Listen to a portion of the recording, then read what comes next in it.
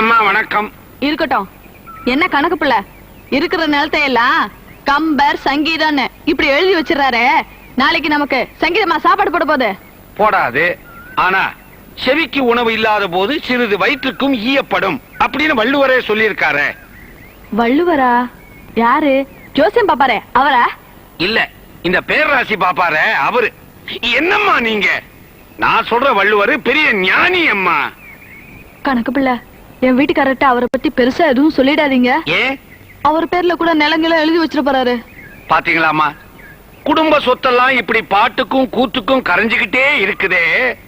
உங்க பொண்ணுக்கு மாப்பிளை பார்த்து கொடுத்தேன்னா எனக்கு 2 ஏக்கர் தர்றதா உங்க வீட்டுக்காரர் சொல்லியிருக்காரு. இப்ப எனக்கு என்ன கவலைன்னா, அந்த 2 ஏக்கரும் இப்படியே. கவலையே படாதீங்க, அந்த 2 ஏக்கருக்கு நான் ஏற்பாடு பண்றேன். அது போதும். சந்தோஷமா? பாத்து பாத்து பாத்து கூட்டிட்டு போடா, வரப்பு உடஞ்சிட போகுது. ஏமாமா 1000 வேலை ஆடித்தவர்ன்றாங்களே, அவருடைய 1000 ஏக்கர் இதானா? 1000 வேலி இவங்க பரம்பரைக்கு ஒரு காலத்துல இருந்தது என்னமோ வாஸ்தவம் தான். ஆனா இவரு நிலத்தை எழுதி எழுதி சங்கீத வித்வான்களுக்கும் கம்பர் மன்றத்துக்கும் கொடுத்ததுனால இப்போ 1000 வேலிங்கிறது இவர் பேர்ல மட்டும்தான் ஒட்டிக்கிட்டு நிக்குது. ஓஹோ, அதுல பாருங்க மாப்பிள, எதுல? அவர் மக கல்யாணம் முடிஞ்ச கையோட எனக்கு 2 ஏக்கர் தோப்பு தர்றதா சொல்லியிருக்கார். சொன்ன மாதிரி செய்வாரா? சொன்னா சொன்னபடி செய்வாரு. அதுல விஷயம் என்னன்னா மாப்பிள, ஏராளமான நிலத்தை தானமா கொடுத்ததுனால அவர் பேர்ல கோபமா இருக்கிற அவர் சம்சாரம் கூட எனக்கு 2 ஏக்கர் கொடுக்கறதுல சந்தோஷமா இருக்கிறாங்க. ஏன் அவன் சம்சாரம் சந்தோஷப்பட மாட்டாங்க? நீங்க தான் அவன் பொண்ணுக்கு மாப்பிள்ளையா ஏற்பாடு பண்ணிருக்கீங்களே. ஏமாமா, எனக்கு ஒரு 2 ஏக்கரை கட்ட எழுதி வைப்பாரு. உனக்கு எதுக்கு நிலம்? இல்ல, அத பேங்க்ல காட்டி வண்டி மாட்டு லோனு, தென்னம்பிள்ளை லோனு இப்படி எதனா வாங்கி இங்கே செட்டில் ஆகலான்னு பாக்குறேன். மாணிக்கம், சொன்னா உனக்கு கோணிக்கும். அந்த பருப்பெல்லாம் இங்க வேகாது. இந்த ஊர்ல பொழைக்கணும்னா நீ எல்லாரையும் புகழ்ந்து பேசணும். அவ்வளவுதானே. இனிமே பாருங்க மாமா, உலகத்தில் நான் பலதரப்பட்ட மாமாக்களை பாத்துருக்கேன் மாமா. ஆனா உங்களை மாதிரி ஒரு மாமாவை நான் பார்த்ததே இல்ல மாமா. சரிதான், சொன்னேங்கிறதுக்காக எங்கிட்டயே ஆரம்பிக்கிறியா? ஆனா கேட்கறதுக்கு நல்லா தான் இருக்குது. மொத்தத்தையும் எழுதி கொடு, பிட் நோட்டீஸ் போட்டு விநியோகம் பண்ணிடுறேன்.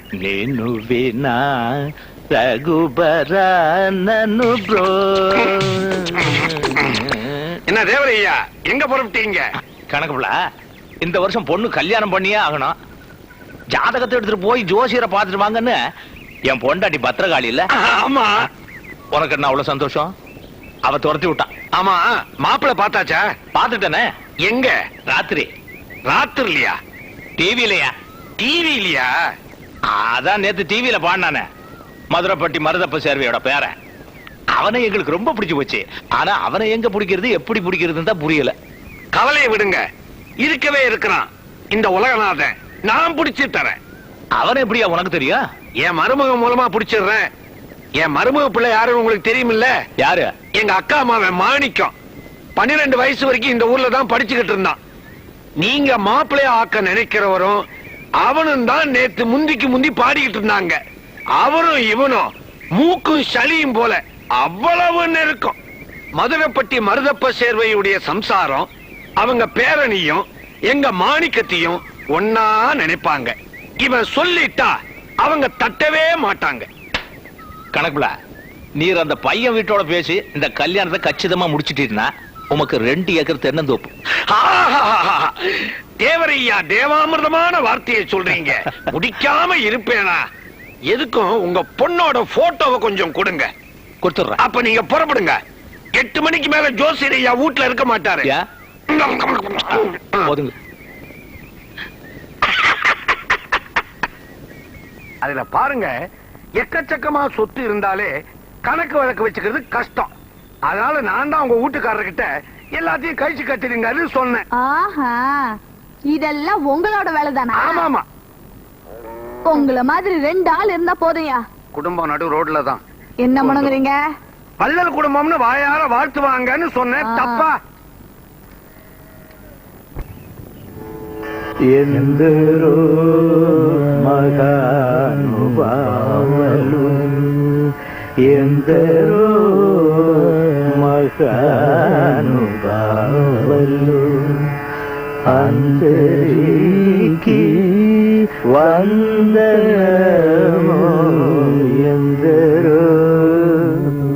நான் எந்த ஊரும் இல்ல, இந்த ஊர் மகானுபாவுல தான். தேவர, இங்க என்ன பண்ணிட்டு இருக்கீங்க? சங்கீத மேதைகளோட சங்கீதத்தை பத்தி பேசிட்டு இருக்கேன். மேதைகளா? எங்க அவங்க? இவங்கதாயா கணக்குல நம்ம வீட்டு கல்யாணத்துக்கு இவங்க தான் கச்சேரி. இவங்களை அழைச்சுக்கிட்டு வர வேண்டியது உன் பொறுப்பு. கவலையே படாதீங்க, கண்டிப்பா கல்யாண மண்டபத்துக்கு நான் இவங்களை அழைச்சிக்கிட்டு வரேன். ஆனா கச்சேரி ஆரம்பிச்ச உடனே ஜனங்க செதறி போகாம அவங்கள தக்க வைக்க வேண்டியது உங்க பொறுப்பு. அமிர்தவர்ஷினி ராகம் பாடினா மழை பெய்யும்னு இவங்க எல்லாம் சொல்றாங்க. ஐயோ, பாட போறீங்களா? பாடினா போச்சு. உங்களுக்கு என்ன போச்சு? அப்ப நான் போய் கொடையை கொண்டாந்துடுறேன். எனக்கு இந்த மழையில நினைஞ்சா உடம்புக்கு ஒத்துக்கிறது இல்ல. நல்ல வேளை உங்க கச்சேரிய ஊருக்கு வெளியே வச்சுக்கிட்டீங்க. இது என்ன செங்குத்தா இருக்குது? டோலக்கா? என்னங்க சரியான ஞான சூன்யம் போல் இருக்கு.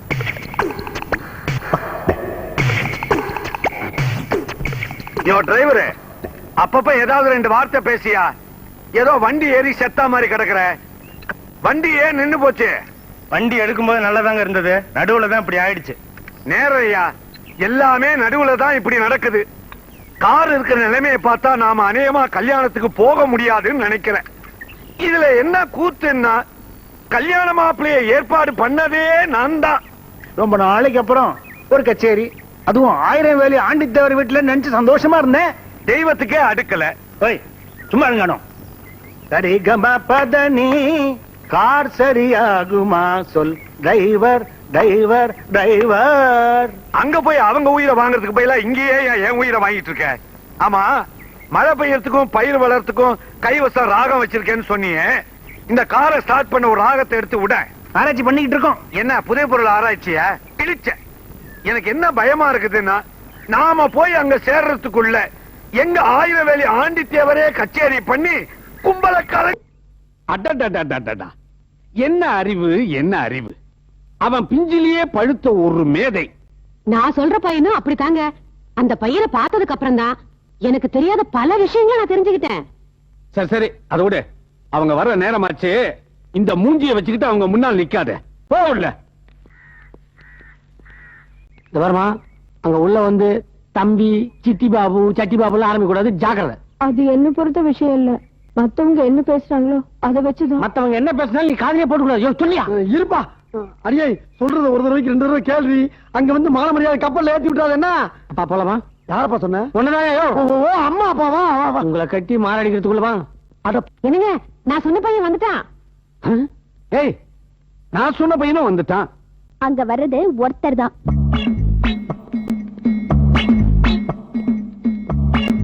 வாங்க வாங்க வாங்க. வாங்க. வணக்கம். வாங்க. உள்ள வாங்க வாங்க.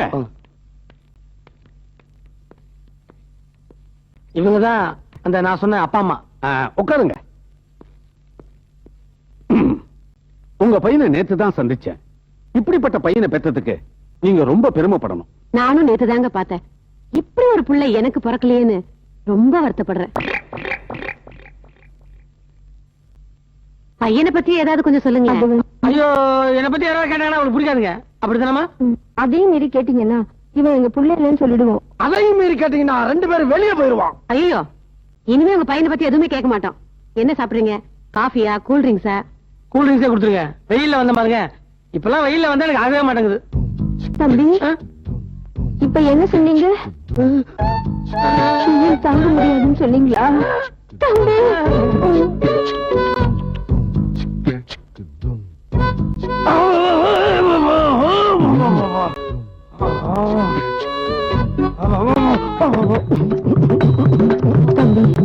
பெயின் தாங்க முடியாதுன்னு அவன் கூட அடிக்கடி இதைத்தான் சொல்லுமா.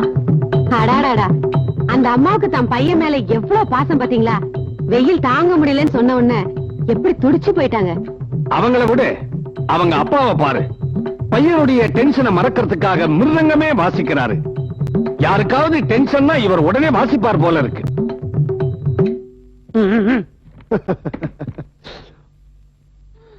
பாசம் நீங்க தப்பா நினைச்சுக்கிறாங்க. தம்பி, இது ஒரு குடும்பமா? ஐயோ, அது குடும்பமே இல்லப்பா, கோயில். கோயிலாவது ஆயிலாவது, இது ஒரு பல்கலைக்கழகம். இந்த பல்கலைக்கழகத்துல நாம தெரிஞ்சுக்க வேண்டிய விஷயம் எவ்வளவோ இருக்குது. தயவு செஞ்சு நீங்க பெரிய மனசு பண்ணி ஒரு 4 நாளைக்கு இங்க தங்கணும். வீட்டுல வேலை இருக்கு, நாங்க போறோம். அப்ப நீங்க புறப்படுங்க, டியூட்டி தான் முக்கியம். நான் சொன்னா இருப்பாங்க இருக்க.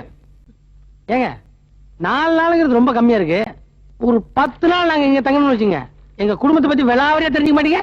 1 மாசம் தங்குங்க, இது உங்க வீடு மாதிரி. அதுல பாருங்க, உங்களை நான் கவனிச்சதுல இந்த பொய், பித்தலாட்டம், ஆள் மாறாட்டம், தில்லு முள்ளு இப்படி எதுவுமே உங்ககிட்ட இல்லாததுதான் உங்க சிறப்பு. சாந்தி, இவங்களுக்கெல்லாம் சாப்பாடு ஏற்பாடு பண்ணு. எந்திரிங்க, வாங்க.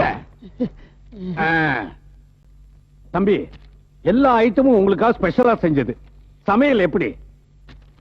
கூட்டு பொரியல் மாதிரி இருக்கு, பொரியல் கூட்டு மாதிரி இருக்கு, சாம்பார் ரசமா இருக்கு, ரசம் மோர் மாதிரி இருக்குது, மோர் தண்ணி மாதிரி இருக்கு. மொத்தத்துல சுத்தமா ருசி இல்ல, அதை தவிர வேற எந்த குறையும் இல்ல. எல்லாம் சமயக்காரி சுந்தரியால ராவோட ராவா தூக்கிடுறேன். ஏங்க, ஒரு சேஞ்சுக்கு நாளைக்கு நான் சமைக்கிறேன். தம்பி, உங்களுக்கு சமைக்க கூட தெரியுமா?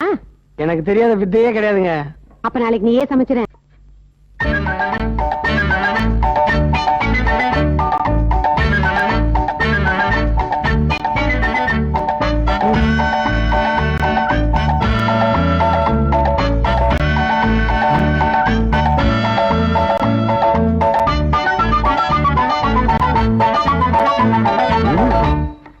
ராஜாராம்,